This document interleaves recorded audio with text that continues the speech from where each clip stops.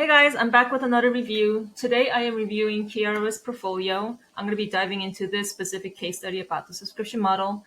Some of the feedback that she asked for was based on like her UI and initial impression, and also how to stick out more from the crowd. I just want to go over like a general first impression of this main page, and then I want to dive into the case study. My first impression when I first opened up this portfolio is just a super straightforward structure, just easy. It's just easy to navigate, easy to find where I should click next, where the projects are, a little snippet, and it's fun, like the logo, the little like icon emoji thing, and just the colors itself. I like how the colors work very well together. I love the super clear, crispy images of the designs. And I love this titling. So usually, and the way I did it too was the main title was the name of the product, and then I would put like a little blurb about a description of what it's about. I love that instead you took the route where describing what the project was is like the title of it. I think it's great because like I just know right off the bat like what is the project about and what kind of project do I want to dive into. I also like that you gave a little blurb about what the product is, like who the company is, and then some results. This little blurb, I just wanted to go in real quick. Honestly, this part is so hard. It's like, what do you say about yourself that you think would make you stick out? Especially like, I don't know about you, I don't know about anybody else, but when I was writing this blurb, I was like, what is special about me? I literally just came out of boot camp. And it was really hard to kind of dig into like what made me special. A couple of things that I think are working well here is some super specifics like promoting brand loyalty. And then also just some of like the goals of why, kind of like why you like designing product, right? What do you get out of it? I think a couple of things that can be improved is giving a little bit more specific. So you promote brand loyalty, but by how? Like, do you have, I haven't looked at your resume, so I don't really know your past experience, but do you have any experience that will help you do that? Like, for example, if someone had a background in marketing, right? That would be a direct correlation to brand loyalty. So like utilizing that, like for example, I promote brand loyalty through 5 years of experience as a marketer. Also, if you're marketing, you have to know your users very well and be able to market towards them.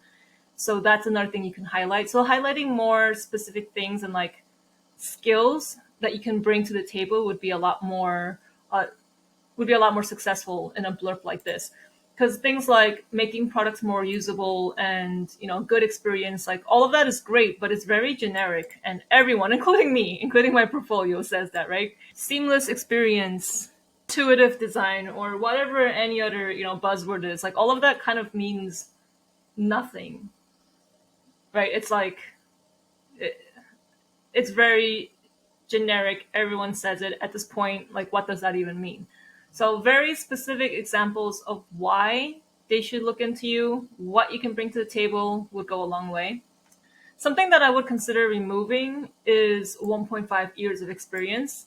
And this is an assumption, but I'm assuming that idea came from where you have a leg up when you're competing with those who are, just straight out of boot camp, and that you have like some sort of experience.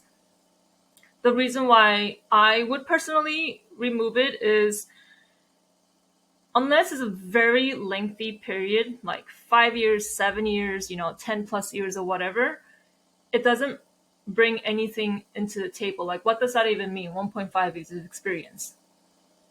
Instead, if I hook them with, again, going back to those specific like things, specific skills that you can bring to the table, and also showing them through the case study, means a lot more. Also, with the 1.5 years of experience, and this is pure assumptions. I don't have any like knowledge into this part, but I would question if that would be if that comes off as something positive to the recruiters. I'm not sure. I'm just putting it out there. So maybe like, if you want to dig in, you can kind of like research whether including 1.5 years of experience comes off as a positive thing or as a negative thing. And if you find that, that it comes off as a neutral or a negative thing, then I think removing it and replacing it with something more valuable, more specific to you, more unique to you, I think would be better. But in general, like, I know I dove into this for like 10 minutes, but it really isn't a make or break, right? I wouldn't spend too much time on this. Really, the case study, I would put 90% of my effort into it. Okay, so let's dive into the subscription model. Okay. I'm just going to go through it real quick and kind of say like my first impressions, some of the stuff that I really liked, and then I'll go and dive deeper into detail. So first thing, I love this full width banner, popcorns. I don't know if this is your illustration, but it's cute. Let's see. So that's the name, your role, platforms, Android phone, and then some of the tools. Okay, we got a problem, some of the process, solution constraints. Very quick, high level. I think there's a lot of great things happening here. Number one is your use of title, descriptive title. So I was able to skim through and pretty much follow the story of how you got to the end because of how like descriptive and not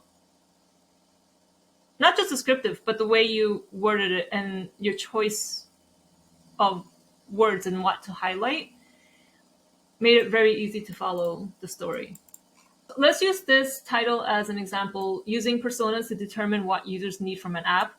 I love it. There's so many great things happening. And to break it down, titling, going in a very descriptive titling. Personally, I love that route. I took that route. But there's right ways to do it and there's wrong ways to do it. And quite frankly, in my portfolio, I kind of went the wrong way. So my title went something like creating personas to, understand users and to keep them in mind while designing, right? Pretty descriptive. And I think the issue, looking back now, the issue I have with that is, well, yes, I just stated an obvious. That's exactly why the tool personas exist. So I just pretty much took it from like the dictionary and put it into my title. This right here goes a layer deeper. And instead of telling me what personas are meant to do, pretty much, instead you told me what kind of information you needed to get out. And so that's what made you choose to use a personas, if that makes sense. So it's less about, hey, you did a persona because you know it does XYZ. It's more about, no, I need to understand what users need from our app. So therefore, I created a persona to help me document, and so, XYZ or whatever it is. And that choice of including this, it helps me understand that, like, why someone would create a persona, why a designer would create a persona versus not. Like, what's the purpose of the tool, right? You didn't just do it because you just do it, or your bootcamp told you, or you heard that personas are helpful. There's a certain goal and certain information that you wanted to get done, and then persona just happened to be the perfect tool for it. So that was a very long-winded answer, but that's pretty much what I love about a lot of your titles. Another thing that I think is great and I love is you are mentioning takeaways. So like I'm not gonna sit here again. I'm probably gonna make this clear in every review I do. I've never hired anybody. I've never looked at someone's portfolio to hire them. This is more of a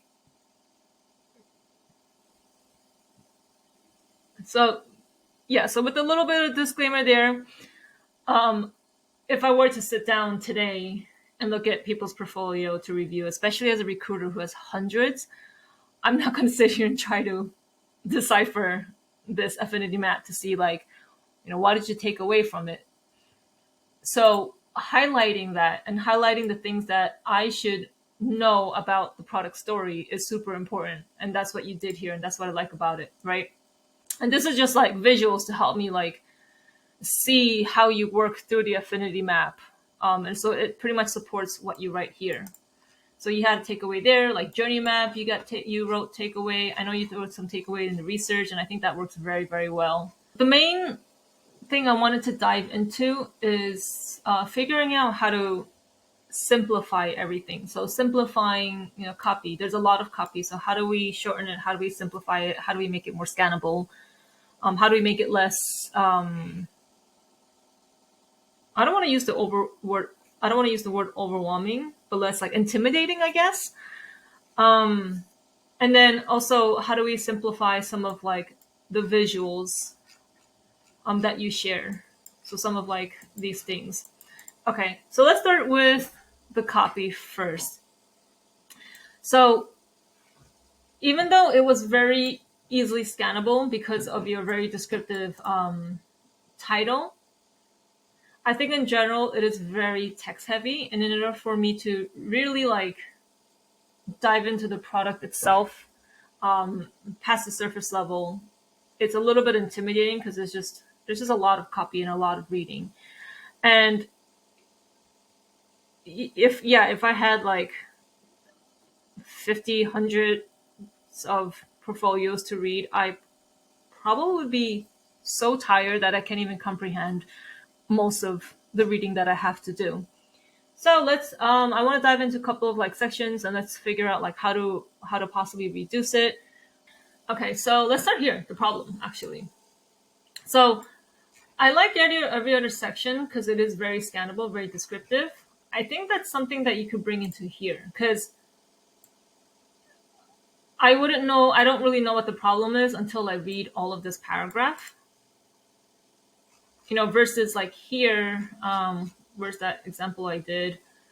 Like I don't have to read all of this to understand what you were trying to get out of this, right? You were trying to get some like subscription information through users. And I only know that because I can just read your title and that's it. So taking what's working well everywhere else, I think bringing it into the problem in the process can be very successful. So instead of saying the problem, writing out like what the actual problem is in a very short and succinct way. So let's figure out what that might look like. So we have title, name of the company, I'm not going to say it, is a streaming service with a library consisting of renowned films, animations. For the past 2 years, has been operating as a free service, relying solely on revenue from as a source of income. But now the company is ready to introduce a paid subscription option for their service along with benefits for premium users. Before the subscription, however, the company needed to adjust the current UI to both draw attention to the new subscription and allow new and returning users to subscribe. Okay. So a little disclaimer: I'm horrible with copy, so I'm gonna try my best. But everything I say is just gonna be an example. I rely heavily on like the copy team and maybe sometimes Chat GPT. Okay, so let's see. I think you can even remove who the company is, like all of this. You pretty much say it up here, so you don't have to like regurgitate that. We know what the company does now. Okay, after talking to myself for the past 5 minutes, I think I figured out where I'm trying to go with this. So I think all of this can be reduced down to, let's say, company name has been operating as a free service relying solely on ad revenue as a source of income, and now they're ready to introduce a paid subscription. you don't need to include all of this because that's pretty much what the paid subscription is, right? It's already implied. So that reduces all of this to one short sentence. Here, I think we can word it a little bit different. So now the problem is, or like the problem is, and your task is to figure out what is the best subscription model where it's enticing to users, and how do we surface that in the app to draw in the most traffic. Because those are pretty much what you were solving for throughout, when reading your case study. Those are the two things that you were solving for, and that would be more of I guess like the problem statement. So yeah, that would pretty much reduce all of this to like 2 sentences. And I think that simplifies like the problem. So one of the reasons why I keep like coming back to like simplifying, I just want to simplify everything, is because there's a lot going on, and I kind of want like a break in between, like a place where my brain can kind of reset, and I'm not quite getting that. So for example, the problem, the process, and the solution here, this is all one. This is a grouping of like a similar information, right? It's kind of like high level what the project is, and setting the stage, I guess. But then because there's no space, or there's no like, it's not clearly grouped together, it kind of flows onto the next place. So somehow, whether it's a spacing, whether you play around with like, the title, the size, whatever it is, giving me a small break here, I think could go a long way. Saying like, okay, so I just set the stage for you. Break. All right, now let's go into the research. So giving like that very clear hierarchy, that clear grouping, I think could go a long way, in terms of like scannability, I guess. And I think you can see some of it kind of go into here.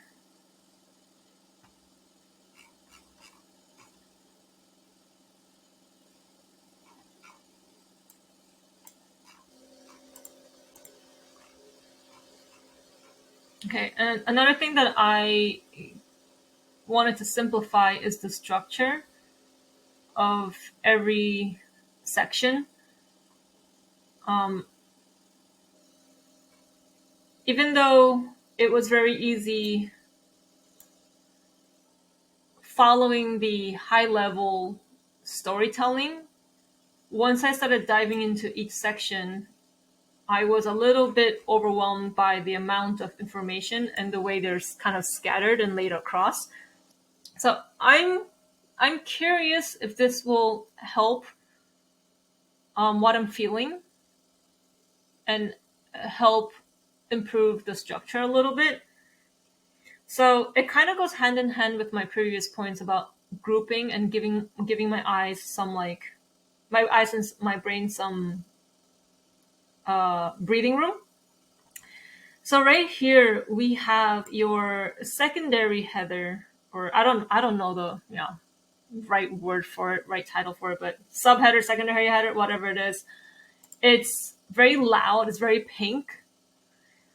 And then you have your primary, or your big header, is big and black and bold.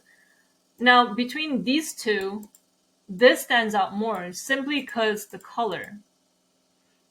So I'm curious how it would look if you flip the two. So all of your big like titles are pink, and your subtitles are going to be black, right? I think visual hierarchy wise, I think that will be more successful, because then my brain will understand, okay, this is big and bold and pink, so this is one big section. And then when I get here, I see another big and bold and pink, and I'm like, okay, that's a new section. So now my mind is able to group all of this together And then once I'm done, when I see another pink header, I know that I'm done with this section. I can wrap it all up, close my mind, breathe a little bit, and then I could dive into the next section. It's up to you if you want to, if you want to take that and play around with it, but I'm curious if that can help the structure a little bit more. Another thing I would do is this bulletin, I would indent it a little bit more. What makes a bulletin like stick out is the spacing right here. And the spacing is very small. It's kind of like, it doesn't create a big enough contrast. So even if you indent it like, this much or like this much, however it is, having that clear indentation, I think would help with the overall structure of it. I think structure-wise, that is pretty much what I'm picking up on. Another thing I think can simplify is the copy itself.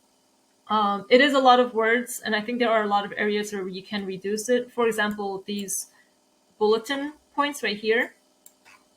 I love bulletin. It's an amazing way to separate information and to make it scannable. For example, this is a perfect example. You separating these three because they're lengthy and they're long. These don't necessarily need to be bulletin because they're short one word. So I think a comma between these would just work perfectly fine. And like reducing this. So reducing all of this to I focused on, so 3-word, Peacock, comma, YouTube, comma, Crunchyroll. And so that's just one sentence. And that already reduces this section by this much space, right? That's a lot. And by reducing that and pulling everything up, it makes the section itself smaller, more short, more scannable, and just overall like less overwhelming.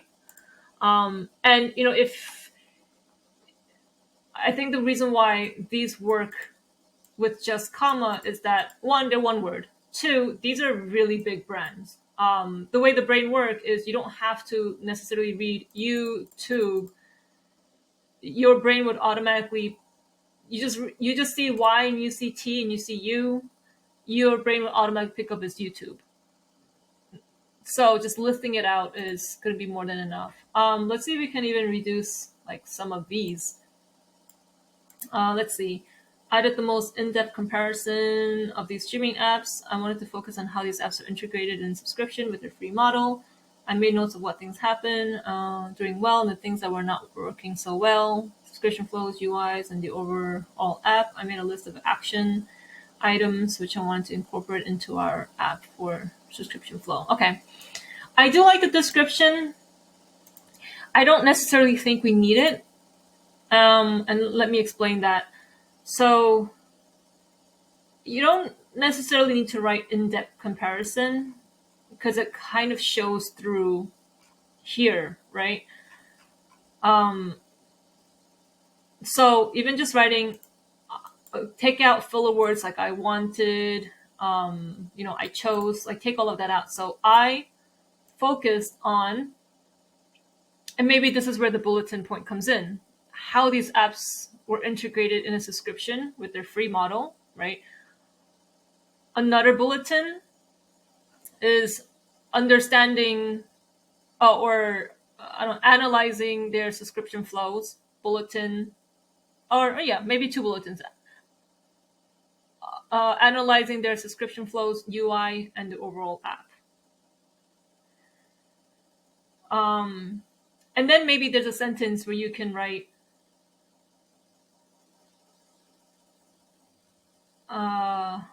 if you still want to add in, like, include like what you were trying to do, then maybe after those bulletin, you can write in a very short way.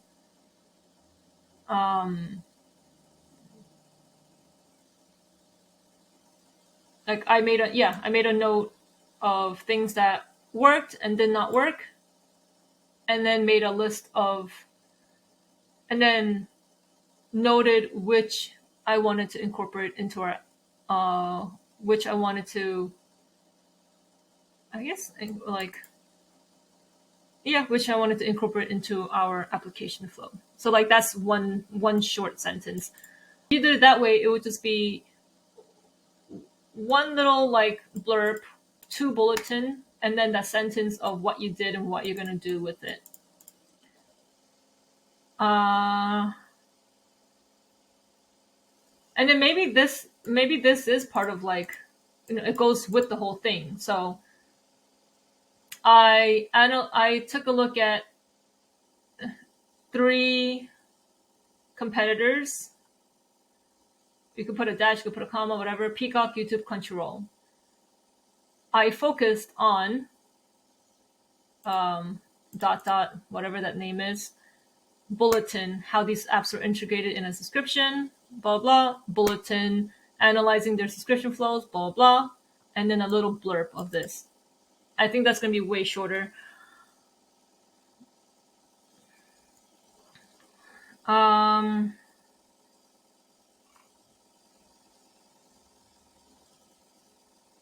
Yeah, love how short and succinct this is. The same thing here. Like if you just listed this out with commas, it's going to reduce all of that spacing by this, bringing everything up and just making it just feel shorter. One more thing, maybe I'm not too sure, that can help is these kind of go hand in hand with this, right? It's pretty much listing these out again. I wonder if you write the number 1 here, number 2, cinematics, number 3, it'll help my brain like quickly connect these two. Like, okay, so you split into 3 main groups, 1, 2, 3. And then when you go into this, if you have a number 1, my brain will instantaneously think, it'll create the link between these two. Like, oh, okay, she's diving into the details now. Yeah, I'm curious if like those little changes will help this particular section feel a little bit shorter and less scattered. Let me see if there's another section where I can also break down and understand why I'm feeling this scatteredness and why I keep wanting to why I keep going back to oh, I want to simplify it. Diving into this part right here, talking to myself for like 10 minutes, I think I finally figured out what about this is making my brain confused. There's a couple of things going on in this section. So this whole section is all about testing your low fidelity. And in this little blurb, you talk about how you're doing this because you want to save time, right? Instead of moving into digital wireframes and spending so many times on a product that doesn't even work anyways. And then here, you're now going into the task that was given and the users and what they said and all the feedback and all that fun stuff. But then at the same time, here, you're going into why you chose to implement the free trial, which is very separate. It's a very separate point from usability test, right? This blurb is no longer about the usability test. This blurb is now about why you decided to go this route and implement a free trial without asking for a payment information up front. And that information, I think, belongs even before this sketches, right? Because after all of this, your research and your synthesizing, now you're brainstorming, like, what is the solution to all of this? What are some of the things that I want to implement? And that all happens before you go sketching. You sketched based on those ideas that happened. So I think what would happen, I think what would be a better structure or a better storytelling is adding a section in between these two stages of how your brain went from this to these hypotheses. So, or maybe it is part of this section. I'm not too sure. Whichever you wanna go. but maybe there's a section that talks about like, hey, so based on all my research and blah blah blah, I decided some of the features that I'm going to do is that, a free trial, no payment up front, blah blah blah, and kind of explain your rationale behind it and why you're going that route versus another route. And then you would show, okay, so now that I know like what I'm designing for and what I'm designing, I went ahead and and I sketched it on paper. Now I got my idea basically on a paper. And then this section is to kind of go through those specific screens. And then this could be solely and only about your usability test and your discovery. I think that will help my brain kind of follow a little bit better, because right here, right now, I was ready to learn all about like your usability testing and what you found, but then you're jumping back and forth between usability testing and talking about why you chose a certain feature, back to usability testing. So it was a little bit hard to follow. So I think that will help a lot. Another couple of things is just reducing the amount of copy and just shortening everything, reducing everything, maybe reducing some of the images. Well, I'll go into that in a little bit, but reducing copy. For example, this little burp right here could be reduced down to 2 sentences. So here you're just pretty much saying you wanted to test out your low fidelity because you want to save time. So instead of all of this, you can literally say, in order to save time, I decided to test my sketch prototypes before I moved into digital wireframes. And then this part right here, instead of I recruited 5 users to conduct remote usability tests. So that's literally 2 sentences. And then let's see how we can reduce this. So along with these testing, the subscription flow. Okay, so yeah, going back, like this is pretty much will change because all of this would now belong in the section above. So, but then this is relevant right here. Like this is one of the main things that you wanted to test. So this belongs here. So I would say the main thing, the main features I wanted feedback on. You don't really need any of this. We know that that's being tested, right? The flow of the wireframes. So the main, or maybe it isn't the main. Maybe that's the wrong word, but maybe it's just I also wanted feedback on the free trial and how the users reacted to a free trial without asking for a payment upfront or something like that. And then that would be literally 1 sentence here. So we got a big title, 2 sentences, a title, 1 sentence, and it moves right into this section. And then, okay, I see. Actually, all of this kind of belongs up here too. Because right now it's like, I've already moved on. Once I saw this chart, my brain already moved on to the next section. But then I come back to this, I jump right back into this section, and then now there's a lot of like jumping around. So this would actually belong up here. So it'd be a sentence of I wanted feedback on the free trial, blah blah blah, and then maybe a bulletin would go up here, like these are the questions I had, and then you would show a breakdown of the task, and then you would go into the results. Okay. Yeah, I think that's a way better flow, a way better structure. I'm sure some of this can be reduced and simplified too.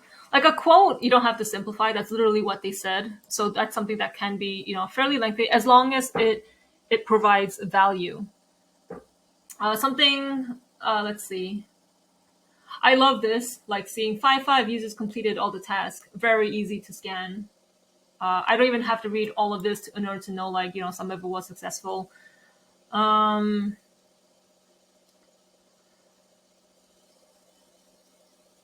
Again, yeah, I'm pretty sure maybe ChatGPT, maybe just kind of breaking it apart, but I'm pretty sure all of this can be reduced too.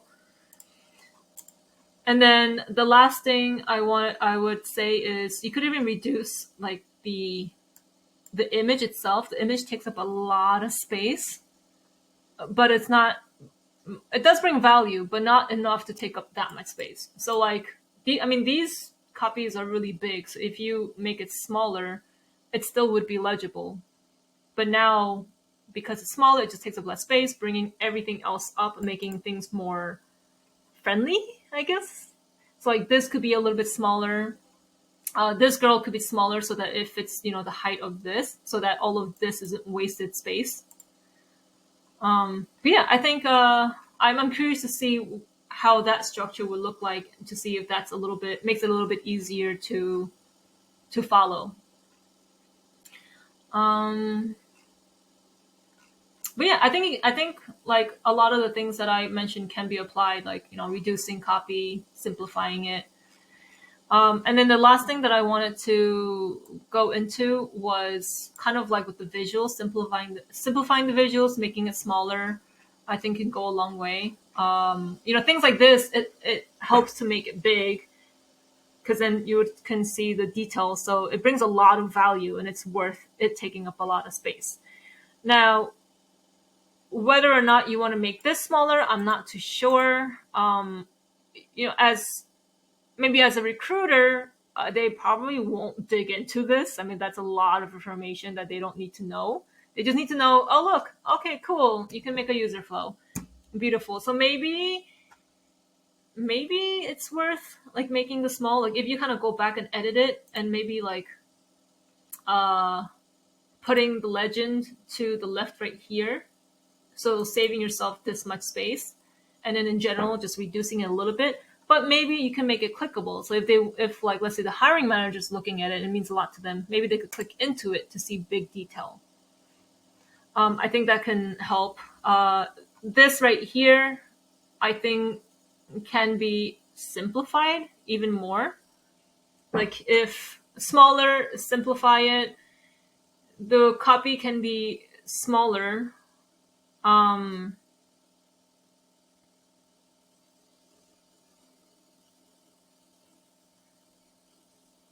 yeah, in general, there's a lot going on. There's 4 colors. There's, well, your users there. Um, and then you have like scenario, you have expectations. So you have a section here, and then you have another section there. And then this up here has like almost like this 3 column going on. This has like a 4 column going on. This has like a 2 color going on. And then there's that line of up and down, and then there's the bubbles that points up, that points down, that points up, that points to the right. And then on top of that, there's these titles. And then on top of that, there's like 1, 2, like 3, 4, 5. So there's a lot going on here. And I think there's a way where you can visually simplify everything. So maybe it's Sophia Anderson lives outside of the box. So she's right here. So she doesn't take up like a column. And then maybe this whole thing gets removed, right? Maybe that's something that you just kind of type out in the top. And then you'll have this section, which if you reduce these copy, make it a little bit smaller, and maybe this line doesn't go on top of the copy, maybe it's underneath it, but it's also very like a lot shorter. And kind of separating all of these things, I think can help a lot.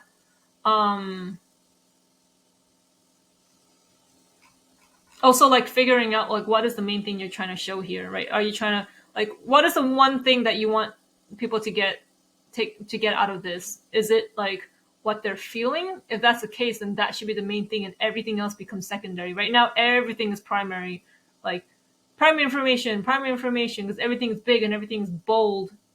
So I don't know what to look at first, second, third, and fourth.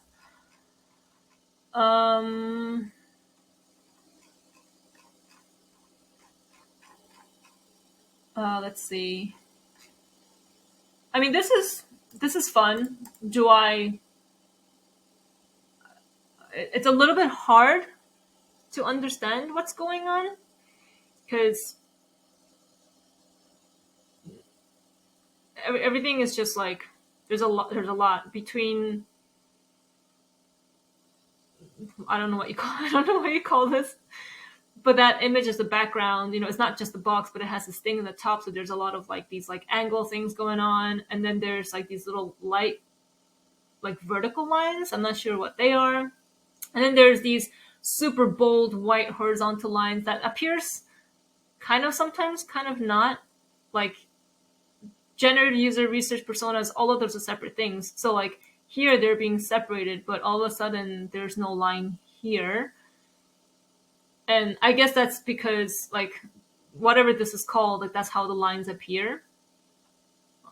But then it's not necessarily, it's just not quite working, in my opinion. If you feel strongly about it, of course you can ignore me. Like I say in every one of my reviews, take everything I say with a grain of salt. But yeah, in general, it's a little bit hard to follow because there's a lot of thing going on visually. But I think that sums up everything. So like, yeah, pretty much summing up, playing around with these so that the primary header, the big header, actually looks like the primary header and has the highest hierarchy, and then the sub looks like it is secondary. Playing with your indentation to make it a little bit more like visibly obvious. Shortening all your copy, simplifying your copy, I think can go a long way.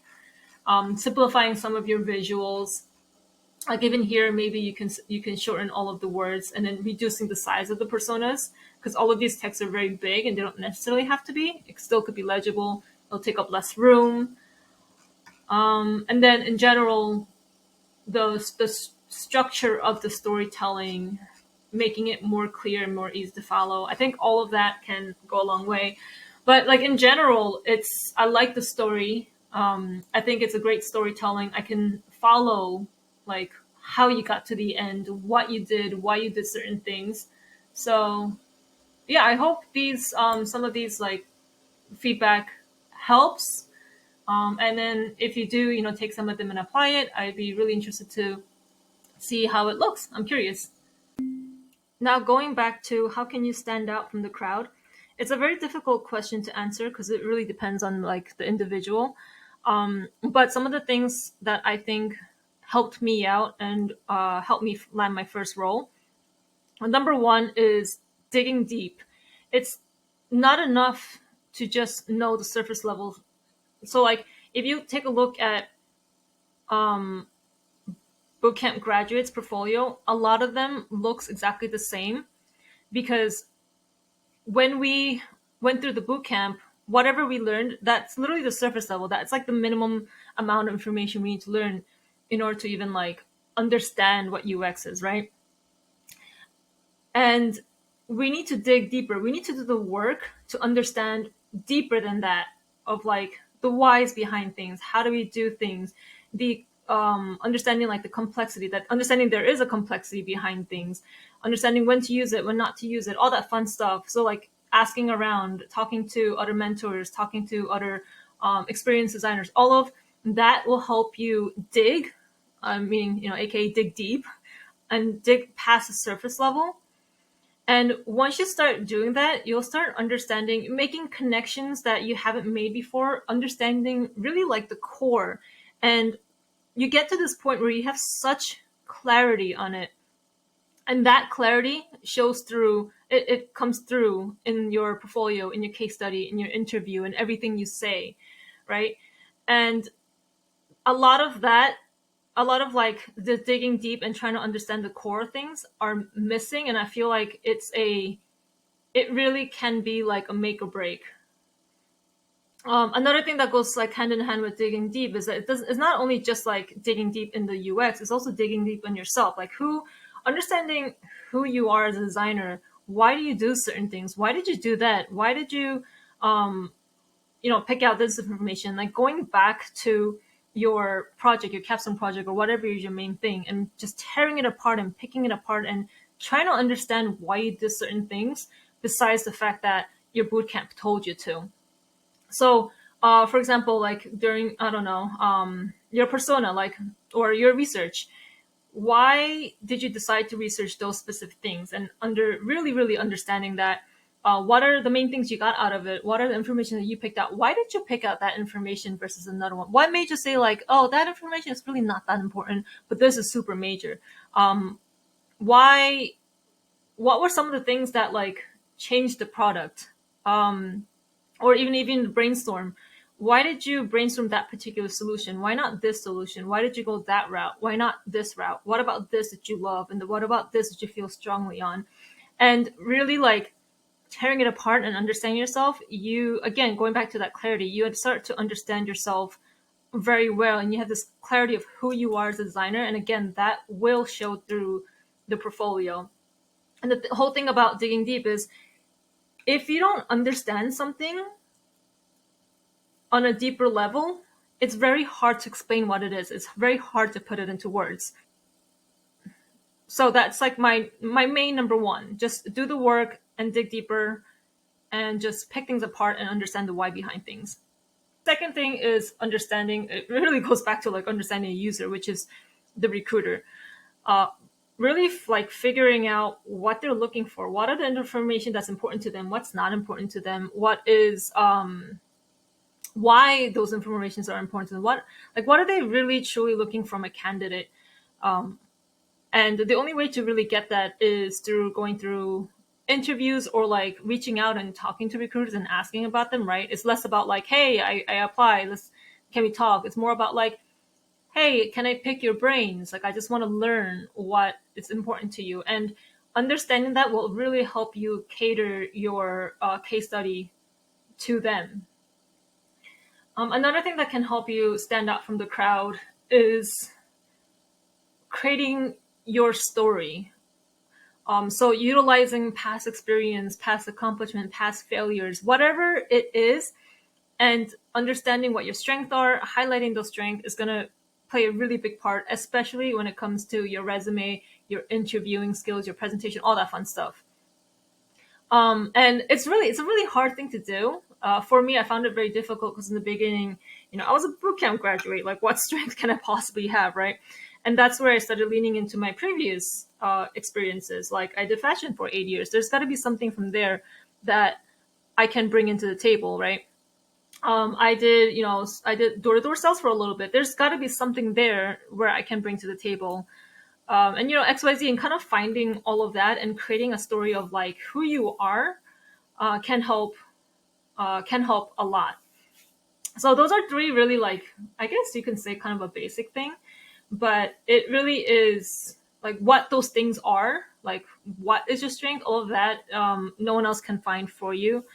You just gotta like take some time and think and kind of like analyze everything.